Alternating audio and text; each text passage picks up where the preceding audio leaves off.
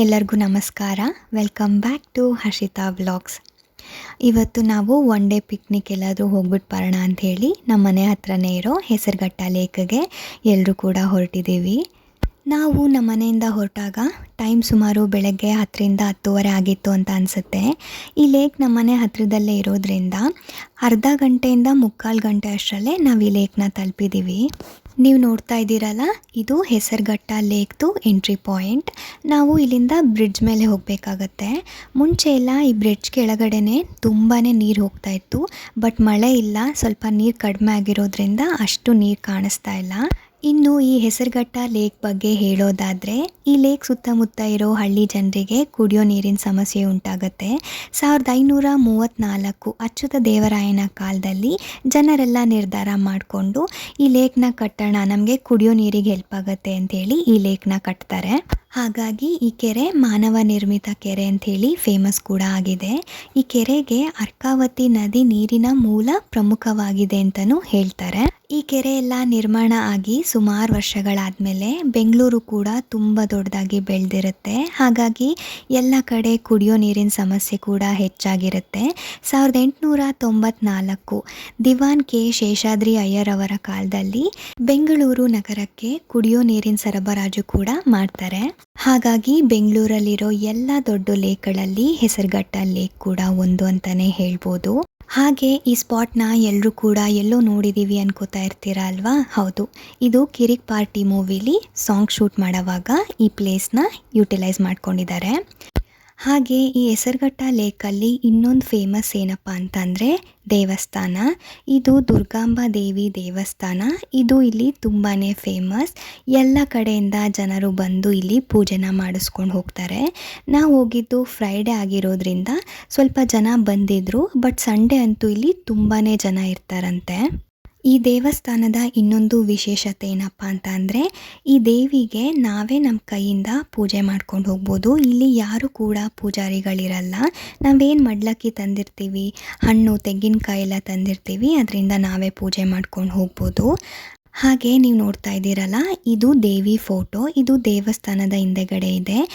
ಈ ಫೋಟೋನ ನಿಸರ್ಗ ಕಲ್ಲಿನಿಂದ ಮಾಡಿದಾರಂತೆ. ನಿಸರ್ಗ ಕಲ್ಲುಗಳಿರುತ್ತಲ್ಲ, ಪುಟ್ಟು ಕಲ್ಲಿಂದ ಈ ರೀತಿ ಜೋಡಿಸಿ ಈ ಫೋಟೋನ ಮಾಡಿದ್ದಾರೆ. ನೀವು ನೋಡ್ತಾ ಇರ್ಬೋದು, ದೇವಸ್ಥಾನದ ಮುಂದೆಗಡೆನೆ ಕೆರೆ ಇರೋದ್ರಿಂದ ಇಲ್ಲಿಂದ ವ್ಯೂ ಅಂತೂ ತುಂಬಾ ಚೆನ್ನಾಗಿ ಕಾಣ್ತಾ ಇತ್ತು.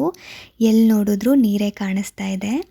ಹಾಗೆ ಈ ಕೆರೆಯಲ್ಲಿ ಫಿಶಿಂಗ್ ಕೂಡ ಮಾಡ್ತಾರಂತೆ. ಇಲ್ಲಿ ಬೋಟಿಂಗ್ ವ್ಯವಸ್ಥೆ ಇಲ್ಲ, ಆದರೆ ಈ ತೆಪ್ಪಗಳ ಸಹಾಯದಿಂದ ಫಿಶಿಂಗ್ ಕೂಡ ಮಾಡ್ತಾರೆ. ನೀವೇನಾದರೂ ಈ ಲೇಕ್ ಹತ್ರ ಬಂದರೆ ಬೇರೆ ಬೇರೆ ರೀತಿಯ ಹಕ್ಕಿ ಪಕ್ಷಿಗಳನ್ನ ನೀವು ನೋಡ್ಬೋದು. ಈ ಹೆಸರುಘಟ್ಟ ಲೇಕ್ ಬ್ಯಾಂಗ್ಳೂರು ಸಿಟಿಯಿಂದ 18 ಕಿಲೋಮೀಟರ್ಸ್ ದೂರದಲ್ಲಿದೆ. ನಾವಂತೂ ಈ ಲೇಕಿಗೆ ಬಂದು ತುಂಬಾ ಎಂಜಾಯ್ ಮಾಡಿದ್ವಿ. ನೀವು ಕೂಡ ಟೈಮ್ ಸಿಕ್ಕರೆ ಈ ಪ್ಲೇಸ್ಗೆ ವಿಸಿಟ್ ಮಾಡಿ. ಈ ದೇವಸ್ಥಾನದ ಹತ್ರ ನಾವು ಕೂಡ ಸ್ವಲ್ಪ ಹೊತ್ತು ಕೂತ್ಕೊಂಡಿದ್ದು ಮನೆಗೆ ಹೊರಟ್ವಿ.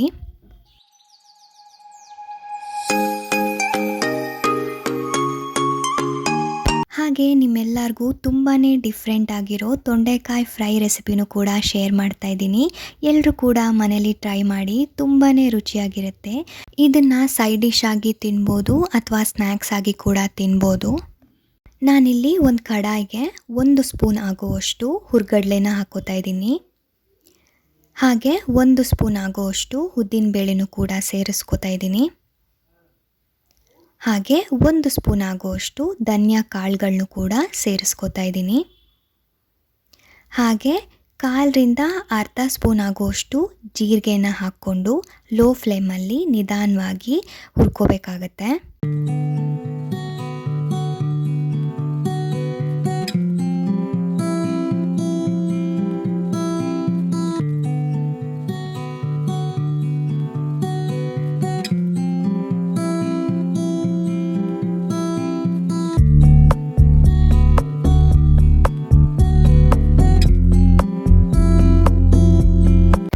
ಕಾಳುಗಳನ್ನೆಲ್ಲ ಚೆನ್ನಾಗಿ ಹುರ್ಕೊಂಡಿದ್ದಾದಮೇಲೆ ಇದಕ್ಕೆ ನಾನು 4 ಒಣಮೆಣಸಿನ್ಕಾಯಿನ ಹಾಕೋತಾ ಇದ್ದೀನಿ. ಖಾರ ನೋಡಿಕೊಂಡು ನಿಮ್ಗೆ ಎಷ್ಟು ಬೇಕೋ ಅಷ್ಟು ಸೇರಿಸ್ಕೋಬೋದು.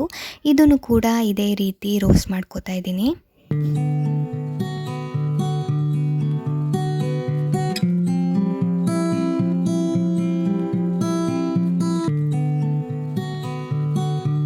ನಾವು ನಾವು ಈ ಕಾಳುಗಳನ್ನೆಲ್ಲ ಚೆನ್ನಾಗಿ ಹುರ್ಕೊಂಡಿದ್ದಾದಮೇಲೆ ಇದು ಕಂಪ್ಲೀಟಾಗಿ ತಣ್ಣಗಾಗಕ್ಕೆ ಬಿಡಬೇಕು. ಅಷ್ಟರಲ್ಲಿ ನಾವು ತೊಂಡೆಕಾಯಿನ ಹಚ್ಚಿಟ್ಕೊಳ್ಳೋಣ.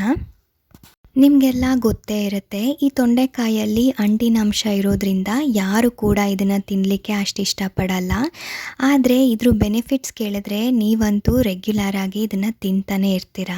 ಈ ತೊಂಡೆಕಾಯಿನ ನಾವು ರೆಗ್ಯುಲರ್ ಆಗಿ ಬಳಸೋದ್ರಿಂದ ನಮ್ಮ ದೇಹದಲ್ಲಿರೋ ಎಕ್ಸಸ್ ಆಫ್ ಹೀಟ್ನ ಇದು ರೆಡ್ಯೂಸ್ ಮಾಡುತ್ತೆ. ಹಾಗೆ ಇದು ಚರ್ಮ ರೋಗಗಳಿರುತ್ತಲ್ಲ ಅದನ್ನು ಕೂಡ ಕಂಟ್ರೋಲ್ ಮಾಡುತ್ತೆ, ಜೀರ್ಣಶಕ್ತಿನ ಹೆಚ್ಚಿಸುತ್ತೆ, ನಮ್ಮ ಬಾಡಿಲಿ ಇಮ್ಯುನಿಟಿ ಪವರ್ನ ಜಾಸ್ತಿ ಮಾಡುತ್ತೆ, ಹಾಗೆ ಶುಗರ್ ಲೆವೆಲ್ನು ಕೂಡ ಕಂಟ್ರೋಲಲ್ಲಿಡುತ್ತೆ. ಹಾಗೆ ಇನ್ನೊಂದು ಮೇಜರ್ ಬೆನಿಫಿಟ್ ಏನಪ್ಪ ಅಂತ ಅಂದರೆ ಕ್ಯಾನ್ಸರ್ ಅಂತ ದೊಡ್ಡ ಕಾಯಿಲೆಗಳನ್ನು ಕೂಡ ನಾವು ತಡಿಬೋದು. ಈ ತೊಂಡೆಕಾಯಿಗಳನ್ನೆಲ್ಲ ಹಚ್ಚಿಟ್ಕೊಂಡಿದ್ದಾದಮೇಲೆ ನಾನಿಲ್ಲಿ ಅದೇ ಕಡಾಯಿಗೆ ಸ್ವಲ್ಪ ಎಣ್ಣೆನ ಹಾಕ್ಕೊಂಡು, ಎಣ್ಣೆ ಸ್ವಲ್ಪ ಬಿಸಿ ಆದಮೇಲೆ ಹಚ್ಚಿಟ್ಕೊಂಡಿರೋ ತೊಂಡೆಕಾಯಿನೂ ಕೂಡ ಹಾಕ್ಕೋತಾ ಇದ್ದೀನಿ. ನಾವು ಈ ತೊಂಡೆಕಾಯಿಗಳನ್ನ ಶಾಲೋ ಫ್ರೈ ಮಾಡ್ಕೋಬೇಕಾಗತ್ತೆ. ನಾನು ಈ ತೊಂಡೆಕಾಯಿಗಳದ್ದು ಎಲ್ಲ ಬೆನಿಫಿಟ್ಸ್ ಹೇಳಿದ್ದೀನಿ. ಎಲ್ಲರೂ ಕೂಡ ಈ ತೊಂಡೆಕಾಯಿನ ರೆಗ್ಯುಲರ್ ಆಗಿ ಯೂಸ್ ಮಾಡಿ.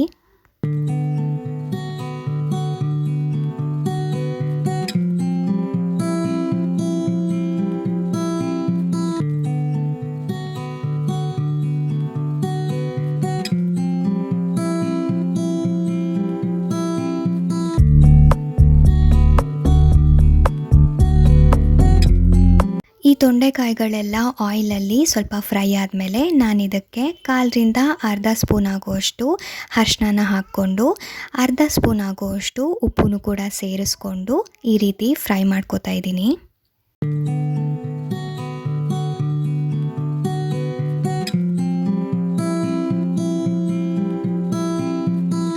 ಈ ತೊಂಡೆಕಾಯಿಗಳು ಫ್ರೈ ಆಗೋವಾಗಲೇ ನಾವು ಉಪ್ಪು ಹಾಗೆ ಅರಿಶಿನ ಹಾಕೋಬೇಕಾಗತ್ತೆ. ಆವಾಗಲೇ ಟೇಸ್ಟ್ ತುಂಬಾ ಚೆನ್ನಾಗಿರೋದು. ಈ ತೊಂಡೆಕಾಯಿಗಳೆಲ್ಲ ಫ್ರೈ ಆಗ್ತಾ ಇರಲಿ, ಅಷ್ಟರಲ್ಲಿ ನಾವು ಪೌಡರ್ನ ರೆಡಿ ಮಾಡ್ಕೊಳ್ಳೋಣ. ನಾನಿಲ್ಲಿ ಹುರಿದಿಟ್ಕೊಂಡಿದ್ನಲ್ಲ ಆ ಕಾಳುಗಳನ್ನೆಲ್ಲ ಒಂದು ಜಾರಿಗೆ ಸೇರಿಸಿ ಅದನ್ನು ಪೌಡರ್ ಮಾಡ್ಕೋತಾ ಇದ್ದೀನಿ. ನನಗೆ ಈ ರೆಸಿಪಿನ ಯಾಕೆ ಟ್ರೈ ಮಾಡಬೇಕು ಅಂತ ಅನ್ನಿಸ್ತು ಅಂದರೆ, ನಮ್ಮ ಮನೇಲಿ ತೊಂಡೆಕಾಯಿ ತೊಗೊಂಡು ಬಂದಿದ್ವಿ, ಪಲ್ಯಕ್ಕೆ ಎಷ್ಟು ಬೇಕೋ ಅಷ್ಟು ತೊಗೊಂಡು ಪಲ್ಯನೂ ಕೂಡ ಮಾಡ್ಕೊಂಡ್ವಿ. ಆದರೆ ಈ ಸ್ವಲ್ಪ ತೊಂಡೆಕಾಯಿ ಉಳಿದಿತ್ತು. ಇದನ್ನು ಪಲ್ಯನೂ ಮಾಡೋಕ್ಕಾಗಲ್ಲ, ಹಾಗೆ ಇದನ್ನು ಬಿಸಾಕೋಕ್ಕೂ ಆಗಲ್ಲ. ಹಾಗಾಗಿ ನಾನು ಈ ರೀತಿ ಏನಾದರೂ ಡಿಫ್ರೆಂಟಾಗಿ ಟ್ರೈ ಮಾಡೋಣ ಅಂಥೇಳಿ ಮಾಡ್ತಾಯಿದ್ದೀನಿ. ತುಂಬಾ ಕ್ವಿಕ್ಕಾಗುತ್ತೆ, ಟೇಸ್ಟಿಯಾಗುತ್ತೆ. ನೀವು ಕೂಡ ಟ್ರೈ ಮಾಡಿ. ಈ ತೊಂಡೆಕಾಯಿ ಎಲ್ಲ ಚೆನ್ನಾಗಿ ಫ್ರೈ ಆದಮೇಲೆ ಇದಕ್ಕೆ ನಾನು 1 ಸ್ಪೂನ್ ಆಗುವಷ್ಟು ಕಡಲೆ ಹಿಟ್ಟನ್ನು ಹಾಕ್ಕೊಂಡಿದ್ದೀನಿ. ಹಾಗೆ ನಾನು ಪೌಡರ್ ಮಾಡ್ಕೊಂಡಿದ್ನಲ್ಲ ಅದನ್ನು ಕೂಡ ಸೇರಿಸ್ಕೋತಾ ಇದ್ದೀನಿ. ನಾನಿಲ್ಲಿ 2 ಸ್ಪೂನ್ ಹಾಕ್ಕೊಂಡಿದ್ದೀನಿ. ನಿಮ್ಗೆ ಎಷ್ಟು ಬೇಕೋ ಅಷ್ಟು ಖಾರನ ನೋಡಿಕೊಂಡು ನೀವು ಹಾಕೋಬೋದು. ಟ್ರಸ್ಟ್ ಮೀ, 1 ಸ್ಪೂನ್ ಕಡಲೆ ಹಿಟ್ಟು ಹಾಕೋದ್ರಿಂದ ಇದ್ರದ್ದು ಟೇಸ್ಟ್ ತುಂಬಾ ಚೆನ್ನಾಗಿರುತ್ತೆ, ಮಿಸ್ ಮಾಡಬೇಡಿ. ಈ ಪೌಡರ್ ಎಲ್ಲ ಚೆನ್ನಾಗಿ ಮಿಕ್ಸ್ ಮಾಡ್ಕೊಂಡಿದ್ದಾದಮೇಲೆ ಲೋ ಫ್ಲೇಮಲ್ಲಿ ಇದು 5 ಮಿನಿಟ್ಸ್ ಕುಕ್ ಆಗೋಕ್ಕೆ ಬಿಡಬೇಕು. ಹಾಗೆ ಇದಕ್ಕೆ ನಾನು ಕರ್ದಿರೋ ಕಡಲೆ ಬೀಜನೂ ಕೂಡ ಹಾಕ್ಕೋತಾ ಇದ್ದೀನಿ. ಹಾಗೆ ನಿಮಗೆ ಬೇಕಂದರೆ ಕರಿಬೇವಿನ ಸೊಪ್ಪನ್ನು ಕೂಡ ಇದಕ್ಕೆ ಹಾಕೋಬೋದು.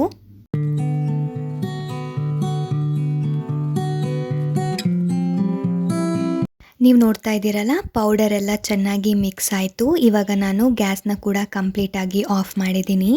ಟೇಸ್ಟಿ ಹಾಗೆ ಹೆಲ್ದಿ ಆಗಿರೋ ತೊಂಡೆಕಾಯಿ ಫ್ರೈ ಇವಾಗ ರೆಡಿಯಾಗಿದೆ. ನೀವು ನೋಡಿದ್ರಲ್ಲ ಎಷ್ಟು ಕ್ವಿಕ್ಕಾಗಿ ನಾವು ತೊಂಡೆಕಾಯಿ ಫ್ರೈ ಮಾಡ್ಬೋದು ಅಂತ. ನೀವು ಕೂಡ ಮನೇಲಿ ಟ್ರೈ ಮಾಡಿ.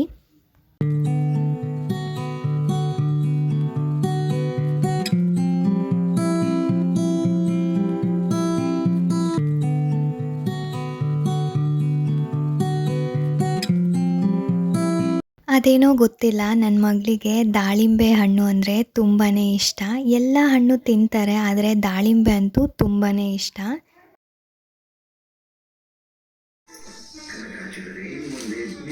ಮ್ಯೂಟ್ ಮಾಡು. ಪಪ್ಪು, ಏನು ತಿಂತಾ ಇರೋದು? ಏನೋ ಅಂತೈತಪ್ಪ. ಸುಳಿತಿ ಕೊಡು. ಬಾಬಾ ಗೊಡ್ರಕ್ಕೆ ಕಂದಿದ್ದೆ. ನಮ್ಮಮ್ಮ ಇಲ್ಲಿ ದಾಳಿಂಬೆ ಕಾಳುಗಳನ್ನ ಬಿಡಿಸ್ಕೊಡ್ತೀನಿ ಕೊಡು ಅಂದ್ರೂ ಕೊಡ್ತಾ ಇಲ್ಲ. ನನ್ನ ಮಗಳೇ ಇಲ್ಲಿ ನಾನೇ ಬಿಡಿಸ್ಕೊಂಡು ತಿಂತೀನಿ ಅಂತ ತಿಂತಾ ಇದ್ದಾರೆ. 1 ವರ್ಷದ ಮೇಲ್ಗಡೆ ಇರೋ ಎಲ್ಲ ಮಕ್ಕಳಿಗೆ ನಾವು ಹಣ್ಣುಗಳನ್ನ ಕೊಡ್ತಾ ಬರಬೇಕು. ಅವರು ಕೂಡ ಇಷ್ಟಪಟ್ಟು ತಿಂತಾರೆ. ನಾನಂತೂ ನನ್ನ ಮಗಳಿಗೆ ಪ್ರತಿಯೊಂದು ಹಣ್ಣನ್ನು ಕೂಡ ಟೇಸ್ಟ್ ಮಾಡಿಸಿದ್ದೀನಿ. ಸೀಸನಲ್ ಫ್ರೂಟ್ಸಲ್ಲಿ ಯಾವ್ಯಾವ್ದು ಬರುತ್ತೆ, ಮಾವಿನ ಹಣ್ಣು, ಹಲಸಿನ ಹಣ್ಣು, ಈ ರೀತಿ ಎಲ್ಲ ರೀತಿಯ ಹಣ್ಣುಗಳ್ನೂ ಕೊಡ್ತಾಯಿದ್ದೀನಿ. ಅವರು ಕೂಡ ಇಷ್ಟಪಟ್ಟು ತಿಂತಾ ಇದ್ದಾರೆ. ಐ ಹೋಪ್ ಈ ವಿಡಿಯೋ ನಿಮ್ಮೆಲ್ಲರಿಗೂ ಇಷ್ಟ ಆಗಿದೆ ಅಂತ ಅನ್ಕೋತೀನಿ. ಇಷ್ಟ ಆಗಿದ್ರೆ ಪ್ಲೀಸ್ ಒಂದು ಲೈಕ್ ಮಾಡಿ, ಶೇರ್ ಮಾಡಿ. ಹಾಗೆ ನನ್ನ ಚಾನಲ್ಗೆ ಯಾರೆಲ್ಲ ಇನ್ನೂ ಸಬ್ಸ್ಕ್ರೈಬ್ ಆಗಿಲ್ವೋ ಪ್ಲೀಸ್ ಸಬ್ಸ್ಕ್ರೈಬ್ ಮಾಡ್ಕೊಂಡು ನೋಡಿ. ಮತ್ತೆ ಮುಂದಿನ ವ್ಲಾಗಲ್ಲಿ ಸಿಗೋಣ. Thank you all. ಬಾಯ್.